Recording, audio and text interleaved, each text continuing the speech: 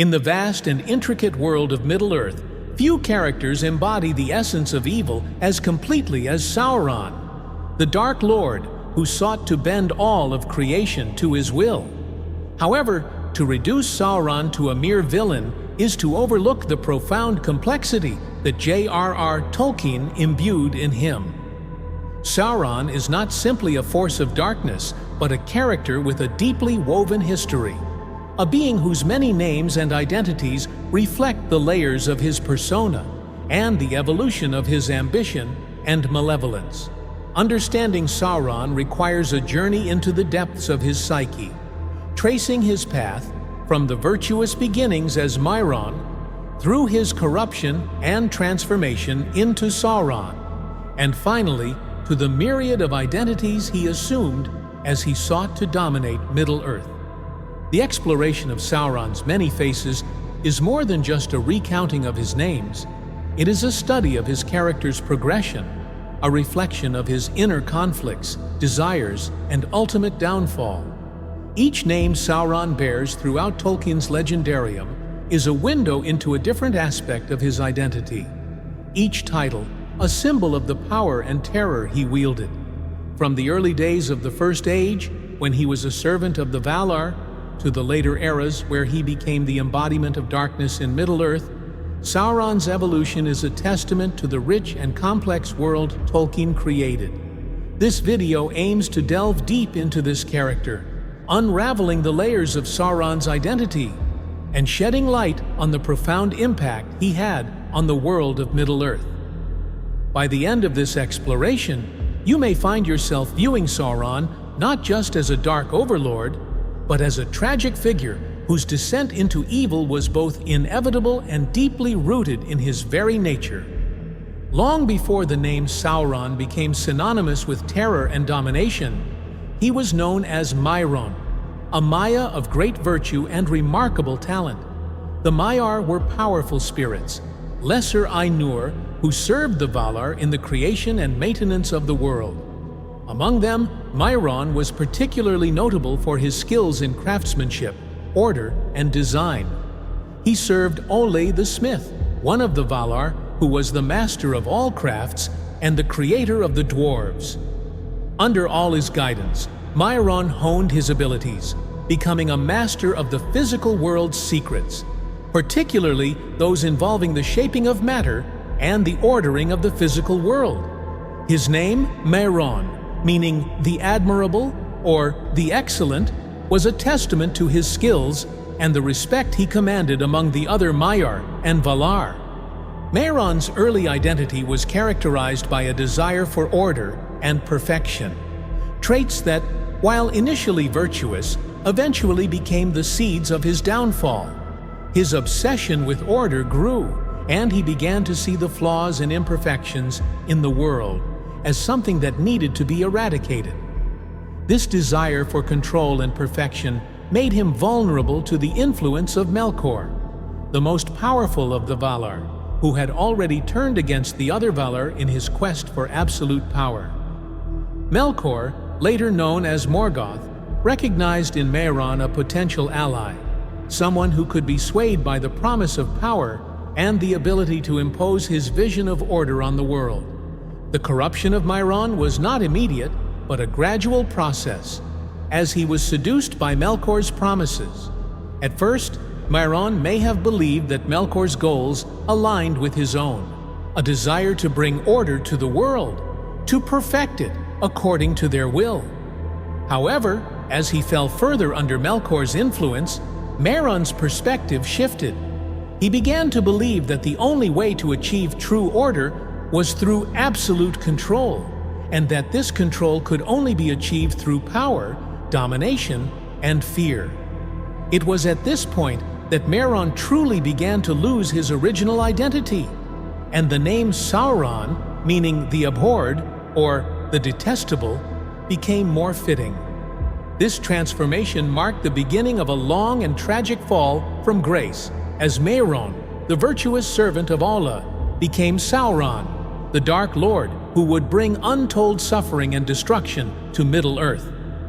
As the First Age of Middle-earth unfolded, Sauron became one of Morgoth's most feared and trusted lieutenants, serving his master with a ferocity and cunning that would cement his reputation as a figure of dread. His reputation among the elves, who had long resisted Morgoth's influence, grew, and with it, the names they gave him to reflect the terror he inspired. One of the earliest and most significant of these names was Gorthor, a Sindarin term meaning the cruel. This name was a reflection of Sauron's increasing malevolence and his role as the enforcer of Morgoth's will. No longer just a Maya who had strayed from his original purpose, Sauron had fully embraced his new identity as a bringer of fear and pain, one who delighted in the suffering of others. The name Gorthor was not just a title, it was a symbol of the darkness that had taken root in Sauron's soul. It spoke to the cruelty and ruthlessness that had become his defining traits as he carried out Morgoth's bidding, whether it was in the form of leading armies into battle or torturing captives in Angband, Morgoth's fortress. But Gorthor was not the only name by which Sauron was known during this time. Among the elves, particularly those who had a deep understanding of the ancient lore, he was also called Njorsus, a name that, while less common, still captured the essence of his deceitful and shadowy nature. These names were not merely descriptive. They were attempts to encapsulate the many facets of Sauron's identity, to capture in words the fear and hatred he inspired in those who opposed him. Sauron's ability to change his form was one of the most feared aspects of his being during the First Age. Unlike many other beings of power in Middle-earth, Sauron had the ability to shift his appearance, adopting forms that could be either fair or terrible depending on his needs. This shape-shifting ability made him a master of deception, allowing him to infiltrate enemy ranks, manipulate his foes, and escape from perilous situations. It was a skill that added to his mystique and made him a figure of both fascination and terror.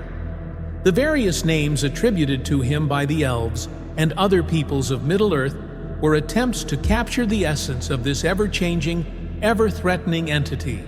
Sauron was not just a being of immense power, he was a chameleon, a shadow that could appear anywhere, in any form, making him all the more dangerous. The First Age was also marked by significant events in Sauron's life that further shaped his identity and the many names he would come to bear. One of the most notable of these events was his confrontation with Huan, the great hound of Valinor. Huan was no ordinary creature. He was a being of immense power, fated to face and defeat the greatest of werewolves. When Huan confronted Sauron, the Dark Lord took on the form of a massive wolf, hoping to use his strength and ferocity to overcome the hound.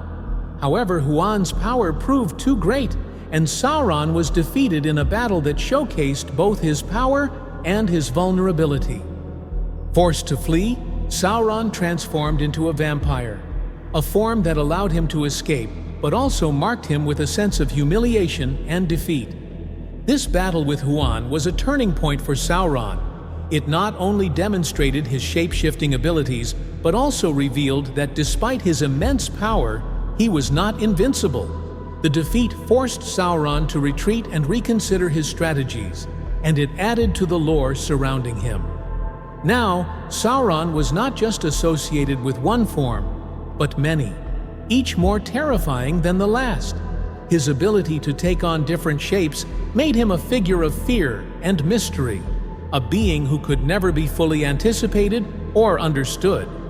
This aspect of his identity was reflected in the various names he was given, each one capturing a different facet of his many guises. As the First Age came to a close and the Second Age began, Sauron re-emerged with renewed strength and cunning. His defeat at the hands of Huan had taught him valuable lessons, and he was determined to avoid such humiliation in the future. In this new era, Sauron adopted different guises, presenting himself in ways that would allow him to deceive and manipulate those around him. One of the most significant of these guises was Anatar, the Lord of Gifts.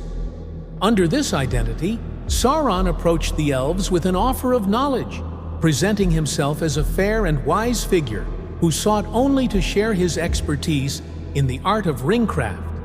It was under this guise that Sauron deceived the greatest of the elven smiths, including Celebrimbor, leading to the creation of the Rings of Power. The identity of Annatar was a masterstroke of deception. By presenting himself as a benevolent figure, Sauron was able to gain the trust of the elves, who were unaware of his true intentions. His fair appearance and gentle demeanor allowed him to infiltrate their ranks, planting the seeds of his eventual plan to dominate Middle-earth. But Annatar was not the only alias he used during this time. Sauron also took on the names Artano and Olendil, claiming to be a servant of Aule, the very Vala under whom he had once served as Mehron. These identities allowed Sauron to further embed himself within the elven society, manipulating them into creating the very tools he would later use to enslave them. Sauron's use of these aliases was not just a strategy for gaining power, it was also a reflection of his complex identity. Each name he took on during this time was a mask, a tool he used to achieve his goals while hiding his true nature. Annatar, Artano, and Olendil were not just names, they were personas, each carefully crafted to manipulate those around him. These guises allowed Sauron to move freely among his enemies, gaining their trust and exploiting their weaknesses. In many ways, these identities were the ultimate expression of his shape-shifting abilities, allowing him to change not just his physical form, but also his very identity to suit his needs. As Sauron's influence grew, so too did the titles associated with his dominion. In Mordor, where he established his seat of power, he became known as the Lord of the Black Land, a title that signified his absolute control over the dark and desolate land he had claimed as his own. This title, along with Lord of the Rings, marked Sauron's transition from a deceiver and manipulator to a tyrant whose power was absolute and unquestioned. The name Lord of the Black Land was a reflection of the fear and dread that Mordor inspired across Middle-earth. It was a place where no light could penetrate, where the very air was thick with the presence of evil. Sauron's rule in Mordor was a testament to his desire for domination, his need to control every aspect of the world around him. But Sauron's ambitions extended far beyond Mordor. As the Second Age progressed, he sought to expand his influence across Middle-earth, adopting new titles and guises to achieve his goals. One of the most significant of these was Zigur, a name that meant sorcerer in the black speech of Mordor. Under this title, Sauron presented himself as a powerful sorcerer king, a being of immense magical power who sought to rule over men as well as elves. This title was a reflection of Sauron's growing arrogance and his belief in his own superiority. He saw himself not just as a ruler, but as a god, a being who deserved to be worshipped and feared by all. During his time in Numenor, Sauron's grandiose self-image reached new heights.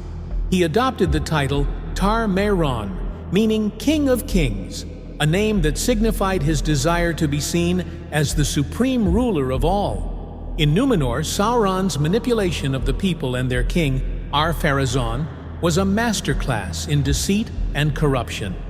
He played on their fears and desires, leading them down a path of darkness that would ultimately result in their downfall. Through his titles and guises, Sauron elevated himself above all others, demanding not just obedience, but worship.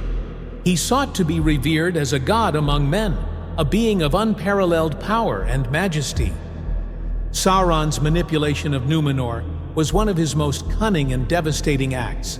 By presenting himself as a wise and powerful ruler, he was able to corrupt the hearts of the Númenóreans, leading them to their doom.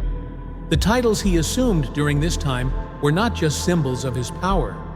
They were tools of his deception, allowing him to gain the trust and admiration of those he sought to destroy. Tarmyran, Zigur, and the other titles he adopted during this time were expressions of his belief in his own divinity, his desire to be worshipped and feared by all. Sauron's grandiose self-image was both his greatest strength and his greatest weakness, as it drove him to pursue ever greater heights of power, ultimately leading to his downfall. The downfall of Numenor was a turning point for Sauron. Although his physical form was destroyed in the cataclysm, his spirit endured, returning to Middle-earth where he would begin anew. However, this time, Sauron's ability to shapeshift was lost. He was confined to a single dark form, a reflection of his inner corruption and the irreversible damage he had done to his own spirit. This loss of physical flexibility was more than just a limitation. It was symbolic of Sauron's narrowing focus and increasing desperation. No longer able to hide behind fair guises, Sauron poured all his malice and power into the One Ring, the source of his strength and the key to his ultimate plan of domination. Sauron's confinement to a single form marked a significant change in his identity. No longer able to change his appearance to suit his needs, he became more focused, more determined to achieve his goals. His identity became inextricably linked to the One Ring, the source of his power and the key to his ultimate plan of domination. The loss of his shape-shifting abilities was a reflection of his growing obsession with control and power.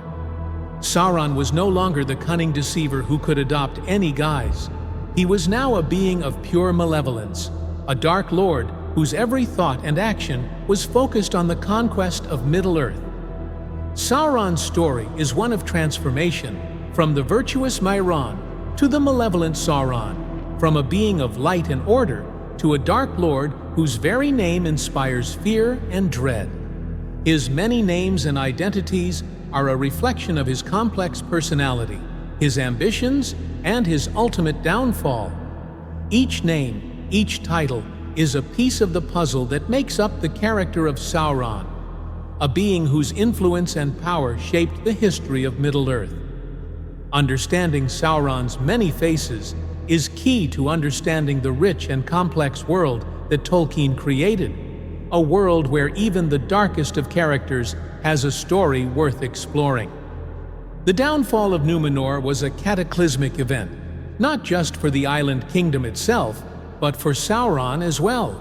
Although he had orchestrated the downfall of Numenor with masterful cunning, manipulating its people and their king, Ar-Pharazôn, into defying the Valar, Sauron did not emerge from the event unscathed. When the island was consumed by the wrath of the Valar, Sauron's physical form was destroyed in the great wave that swept Numenor beneath the sea. However, Sauron's spirit, as powerful and resilient as ever, endured. He fled back to Middle-earth, but the destruction of his physical form marked a turning point in his existence. From that moment on, he could no longer assume fair forms to deceive and manipulate. Instead, he was trapped in a single, dark, and menacing shape that reflected the true nature of his inner corruption. This confinement to a single form was more than just a physical limitation. It was a profound transformation of Sauron's very identity. Prior to this event, Sauron had relied heavily on his ability to shift his appearance, to appear as something other than what he truly was. This ability had been central to his strategies of deception and manipulation.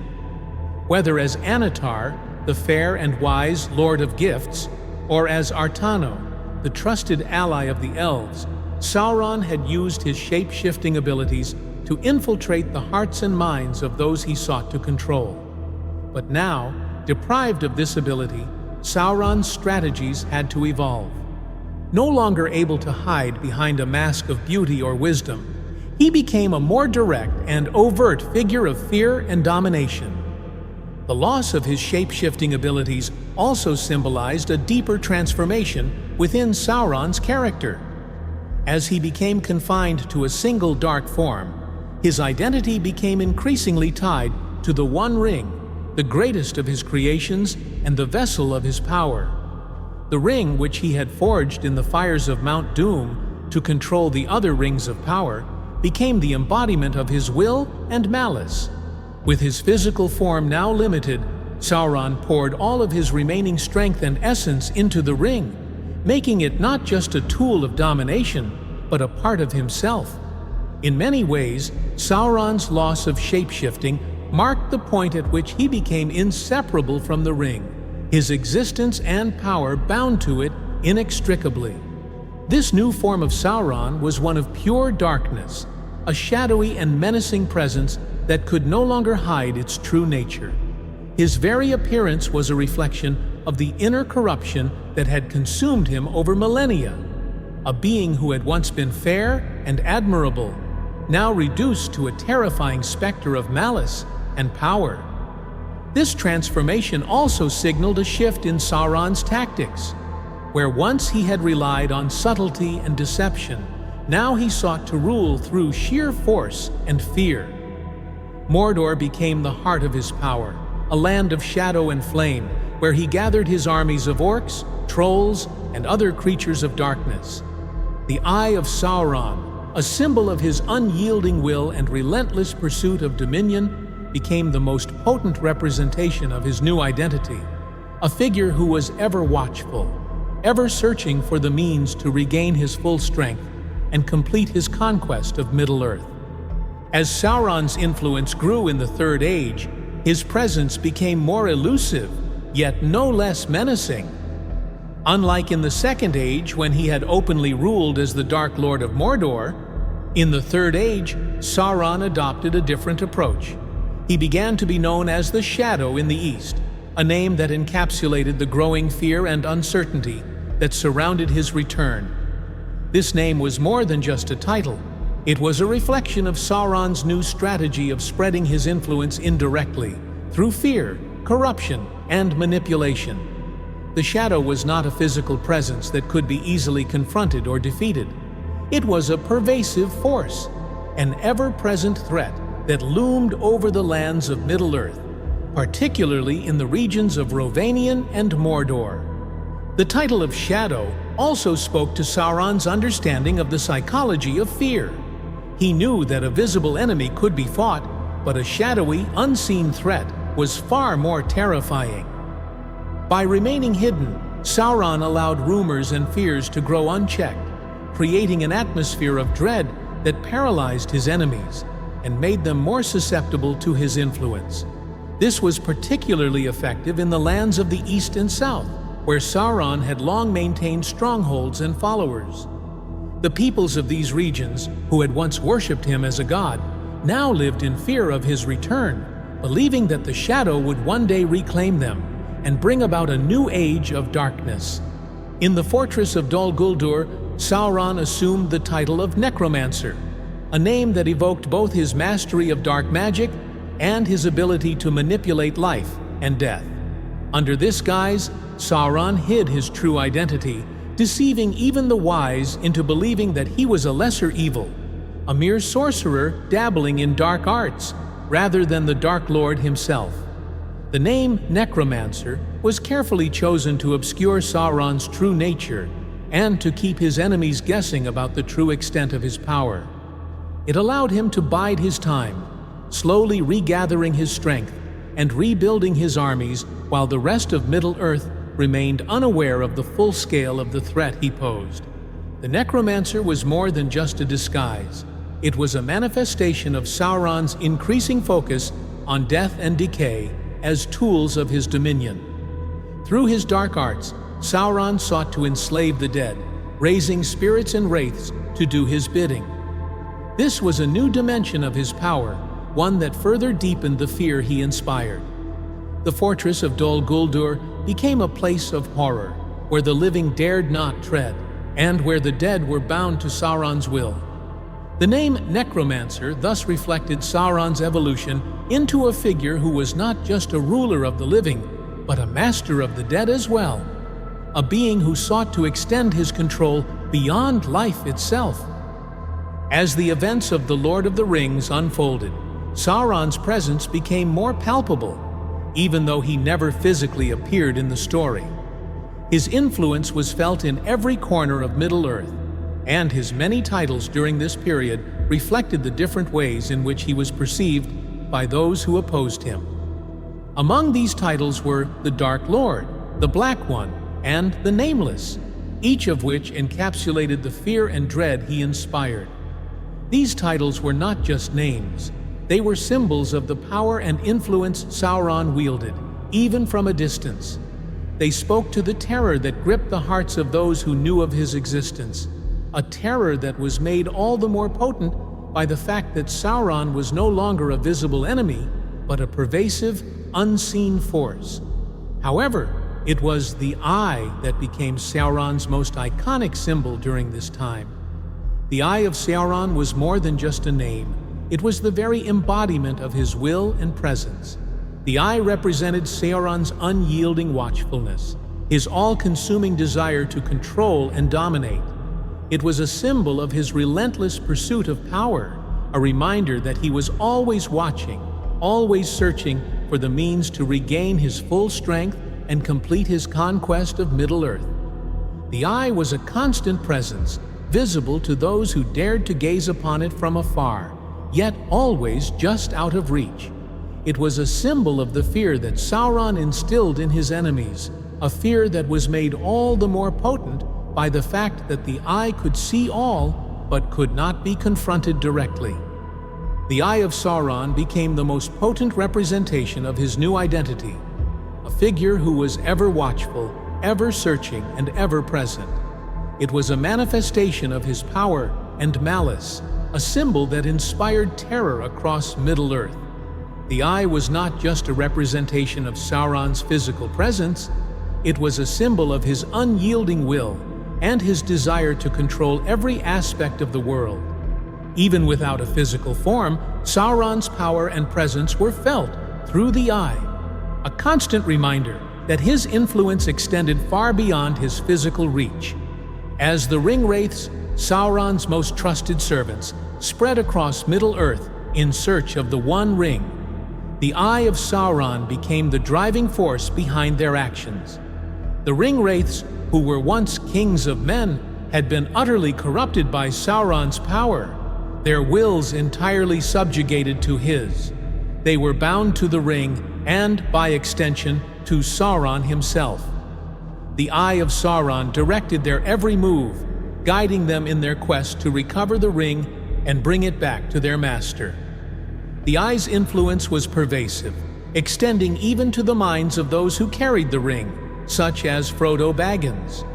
The ring-bearer felt the weight of the Eye's gaze upon him, a constant pressure that threatened to overwhelm him and bend him to Sauron's will. The significance of the eye in The Lord of the Rings cannot be overstated. It was the embodiment of Sauron's power and malice, a symbol that represented the Dark Lord's unyielding desire to dominate all of Middle-earth. Even as Sauron remained physically absent from the story, the eye ensured that his presence was felt in every moment, every decision, and every action taken by those who opposed him. The eye was a reminder that Sauron's influence was everywhere, that his reach extended into the very hearts and minds of those who sought to destroy him. It was a symbol of his unrelenting pursuit of power, a pursuit that would only end with his ultimate defeat or his complete domination of Middle-earth.